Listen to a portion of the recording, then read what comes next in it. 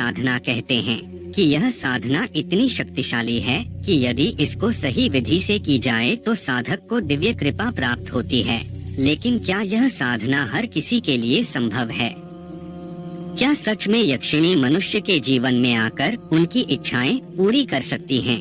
और सबसे महत्वपूर्ण, क्या यह साधना करने में कोई खतरा तो नहीं? अगर आप भी तंत्र, रहस्य और अलौकिक शक्तियों में रुचि रखते हैं तो इस वीडियो को अंत तक जरूर देखें, क्योंकि इसमें हम आपको यक्षिणी साधना की पूरी प्रक्रिया और इससे जुड़ी सावधानियों के बारे में विस्तार से बताएंगे। यक्षिणी साधना का गूढ़ रहस्य मानव सभ्यता की उत्पत्ति के बाद से ही हर इंसान, चाहे वह राजा हो या कोई साधु हो या तांत्रिक, प्रत्येक व्यक्ति को शक्ति चाहिए। शक्ति हमेशा से पूजनीय रही है, चाहे जैसी भी शक्ति हो, धन की शक्ति, जन की शक्ति, राज की शक्ति, ज्ञान की शक्ति, शारीरिक शक्ति इत्यादि। इनमें से सबसे प्रभावी धन की शक्ति है। जहाँ धन की शक्ति होगी वहाँ बाकी शक्तियाँ एकत्रित की जा सकती हैं। इन सभी शक्तियों की स्वामिनी यक्षिणी होती हैं। यही कारण है कि चाहे राजा हो, आश मुनि हो, तपस्वी हो या कोई साधारण मनुष्य, सभी यक्षिणियों की साधना करना चाहते हैं। हिंदू धर्म की मान्यता के अनुसार यक्षिणी देवी का रूप होती है जिनके स्वामी कुबेर हैं। यक्षिणियों की उत्पत्ति की कहानी प्राचीन काल से मानी जाती है। जब भगवान शिव की पहली पत्नी माता सती की मृत्यु के पश्चात भगवान शिव गहरी समाधि में चले गए थे, तब बहुत समय पश्चात माता आदि शक्ति ने देवी पार्वती के रूप में जन्म लिया। देवी पार्वती जैसे जैसे बड़ी होती गई, उन्हें शिव के प्रति प्रेम होने लगा और वे भगवान शिव को पति रूप में पाने के लिए तपस्या करने लगी। एक समय एक पर्वतीय हिमखंड की गुफा में भगवान शिव समाधि में स्थिर थे तथा उस गुफा के बाहर माता पार्वती उनसे भेंट करने के लिए बैठकर उनकी आराधना करने लगी। देवराज इंद्र के कहने पर कामदेव वहां पहुँचे और उन्होंने अपनी कामेच्छा ऊर्जा से परिपूर्ण एक बाण महादेव पर चलाया। यह बाण चलाने के लिए देवराज इंद्र ने ही कामदेव से कहा था, ताकि भगवान शिव की समाधि को भंग करके उन्हें सांसारिक जीवन की ओर लाया जा सके। लेकिन कामदेव ने इसी तरह का एक बाण माता पार्वती की तरफ भी चला दिया। कामदेव का यह मानना था कि उनके बाण से माता पार्वती में भी कामेच्छा बढ़ जाएगी और वे भगवान शिव को पाने के लिए अधिक प्रयास करेंगी। जब कामदेव ने कामेच्छा का बाण माता पार्वती की ओर चलाया तो उनके माथे पर पसीना आने लगा। यह पसीना आदि शक्ति की ऊर्जा से परिपूर्ण था, इसलिए जब माता पार्वती ने अपने पसीने को हाथ से पोंछकर जमीन पर फेंका तो वह अनेक बूंदों में विभाजित हो गया। देवी पार्वती के माथे के पसीने से जितनी भी जल की बूंदें जमीन पर गिरी तो उन सभी जल की बूंदों से यक्षिणियों का जन्म हुआ। स्वयं आदि शक्ति की ऊर्जा होने के कारण यक्षिणी बहुत अधिक शक्तिशाली होती हैं। यक्षिणियों का जन्म माता के काम भाव से हुआ था, इसीलिए वे स्वभाव से ही कामुक और दिखने में अत्यंत आकर्षक होती हैं। अपने उसी कामुक स्वभाव के कारण उनसे एक गलती यह हो गई कि काम वेग में आकर वे अपने पास उपस्थित आश मुनियों को छूने लगी। तब आश मुनियों ने उन्हें श्राप दिया कि वे स्वर्ग से नीचे गिर जाएं। ऐसा ही हुआ। तब यक्षिणियों ने उनसे क्षमा याचना की, जिस पर उन आश मुनियों ने उन्हें सिद्ध होने का उपाय बताया। तभी से वे यक्षिणियाँ इधर उधर भटकती हैं और ऐसे साधक को खोजती हैं जो उन्हें सिद्ध कर सके, ताकि वे पुनः देवत्व को प्राप्त कर सकें। माना जाता है कि रामायण काल में तारका नाम की राक्षसी वास्तव में एक यक्षिणी थी। रामायण के बालकांड के 24वें एवं 25वें सर्ग में महर्षि विश्वामित्र श्री राम को बताते हैं कि ब्रह्मा जी की तपस्या करके सुकेतु नाम के एक राजा ने उनके आशीर्वाद से एक पुत्री प्राप्त की थी, जिसका नाम तारका था। तारका में 1000 हाथियों के बराबर बल था। वह अत्यंत बलवान होने के साथ साथ सुंदर भी थी। इस कारण सुकेतु ने तारका का विवाह राक्षस जम्भासुर के पुत्र सुंद से कर दिया था। क्योंकि सुंद एक राक्षस था, इसलिए वह आश मुनियों को सताया करता था और यज्ञ में बाधा पहुंचाता था। इससे परेशान होकर महर्षि अगस्त्य ने सुंद को मार डाला। जब तारका को अपने पति की मृत्यु का समाचार मिला तो वह अत्यंत क्रोधित हो गई और अगस्त्य ऋषि पर हमला करने के लिए चली गई। क्योंकि अगस्त्य ऋषि एक महिला का वध नहीं करना चाहते थे, इसलिए उन्होंने बिना उसे मारे ही परास्त कर दिया और साथ ही उसे एक सुंदर स्त्री से अत्यंत कुरूप महिला बन जाने का श्राप दे दिया। तब से वह नरभक्षी व कुरूप स्त्री बन गई। इसके अलावा महाभारत में भी यक्ष का उल्लेख मिलता है। जब पांडव अपने वनवास के दिनों में वन वन भटक रहे थे, तब एक दिन वे जल की खोज कर रहे थे। युधिष्ठिर ने सबसे पहले सहदेव को भेजा। सहदेव एक सरोवर के निकट पहुँचे और जैसे ही जल पीने के लिए झुके, उन्हें एक वाणी सुनाई दी।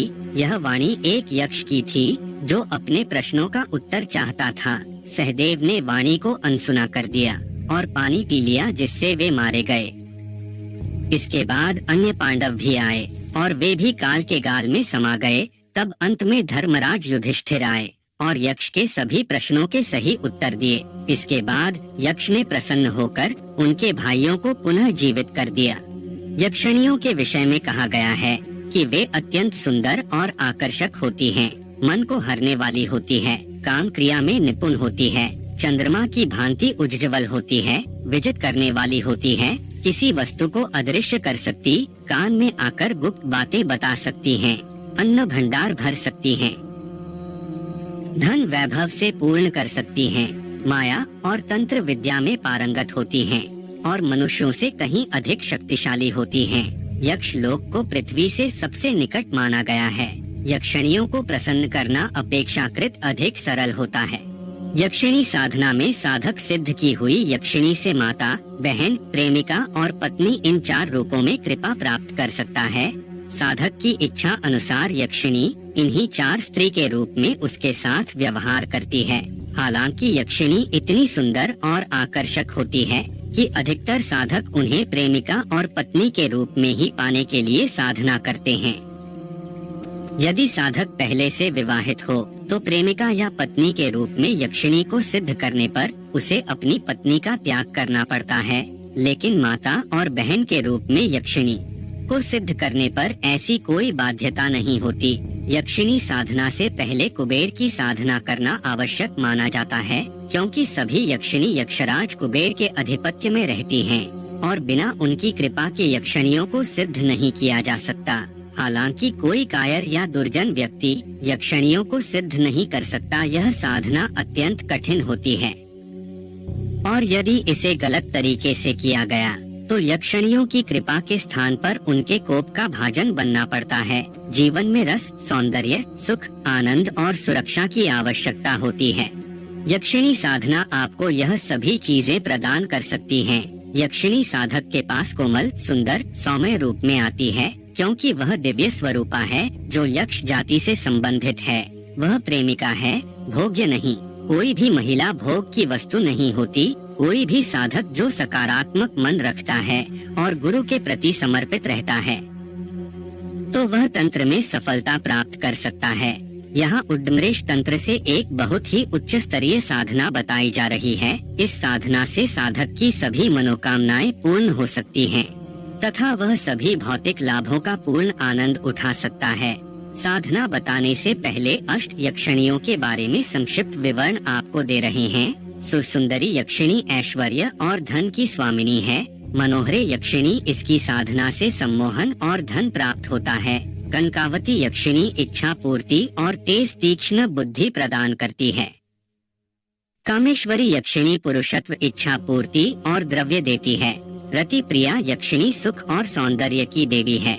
पद्मिनी यक्षिणी आत्मविश्वास और मानसिक शक्ति बढ़ाती है। नटी यक्षिणी किसी भी प्रतिकूल परिस्थिति में सुरक्षा प्रदान करती है। अनुरागिनी यक्षिणी इसकी साधना से धन, यश और इच्छाओं की पूर्ति होती है। साधक को सभी 8 यक्षिणियों की सिद्धि प्राप्त करनी चाहिए। साधक को मन पर नियंत्रण रखते हुए और सावधानी के साथ अष्ट यक्षिणी साधना करनी चाहिए। उसे हमेशा मानसिक रूप से यक्षिणी मंत्र का जाप करना चाहिए। यह साधना रात के समय करनी चाहिए। कृपया साधना के अनुभव दूसरों के साथ साझा न करें और अपनी साधना के बारे में किसी को न बताएं। जो साधक सफलता प्राप्त करता है वह अपने चुने हुए क्षेत्र में सर्वोच्च बन जाता है। उसे कभी हार का सामना नहीं करना पड़ता और वह अपने जीवन में सभी भौतिक सुखों और विलासिता का आनंद लेता है।